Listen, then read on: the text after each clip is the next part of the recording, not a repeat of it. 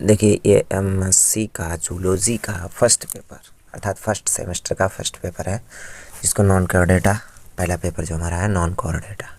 तो उसमें जो पहली यूनिट है, पहली यूनिट का पहला क्वेश्चन है, इंग्लिश में दिया गया है। इसको आइए हम हिंदी में पढ़ते हैं, ठीक है। क्योंकि हिंदी मीडियम वाले बच्चे जो होते हैं वो हिंदी एकदम इंग्लिश में नहीं पढ़ सकते, तो उनको हिंदी में पढ़ना है। तो कैसे पढ़ते हैं,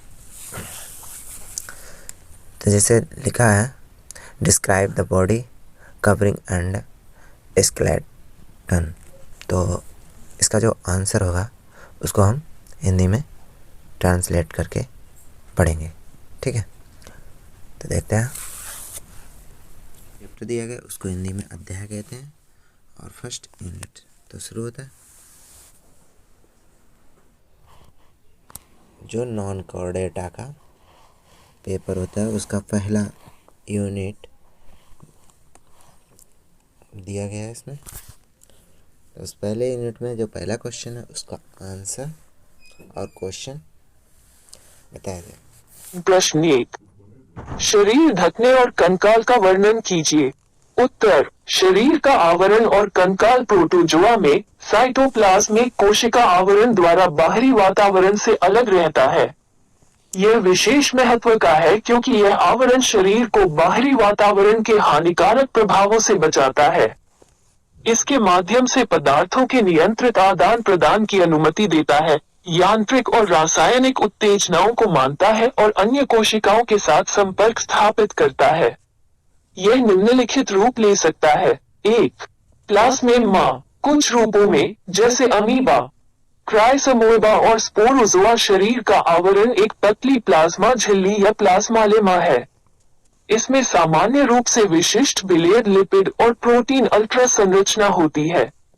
इस झिल्ली का लचीलापन आकार में परिवर्तन की अनुमति देता है।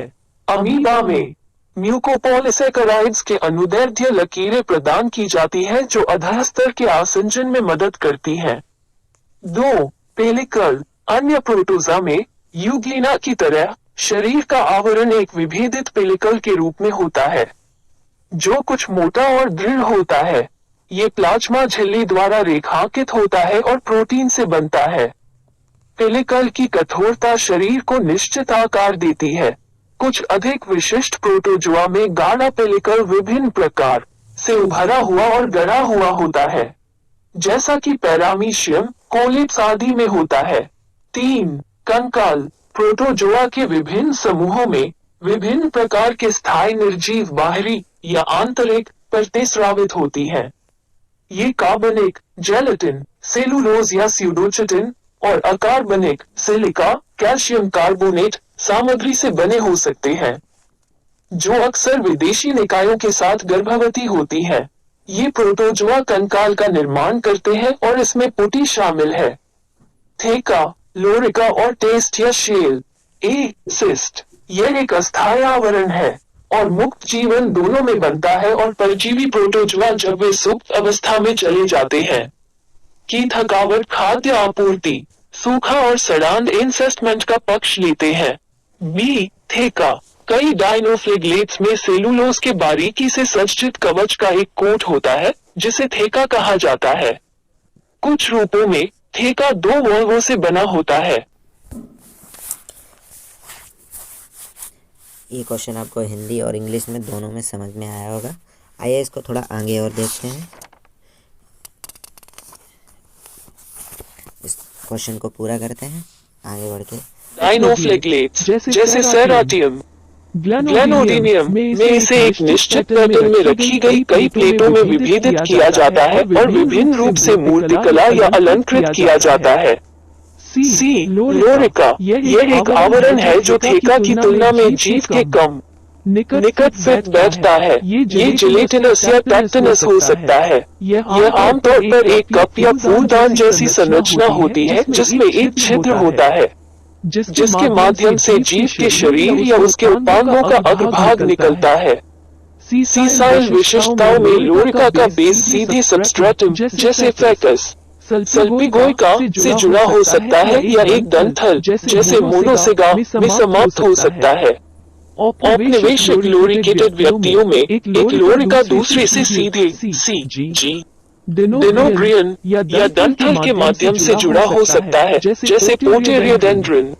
डी शील या परीक्षण। प्रोटोजोआ के बीच गोले या परीक्षण व्यापक है। ये शरीर के ढीले संपर्क में रहने वाले आवरण होते हैं, जिसमें एक और छिद्र होता है, जिसके माध्यम से जानवर खुद को खा सकता है।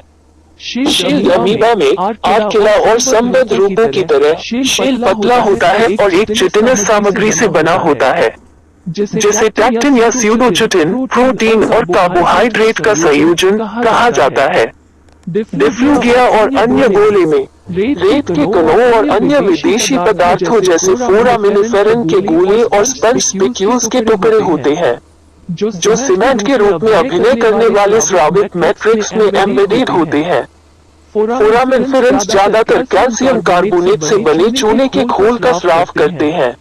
ये कुछ मामलों में एकल कक्षीय या बहुकक्षीय और द्विरूपी हो सकता है, जैसे अल्फिडियम।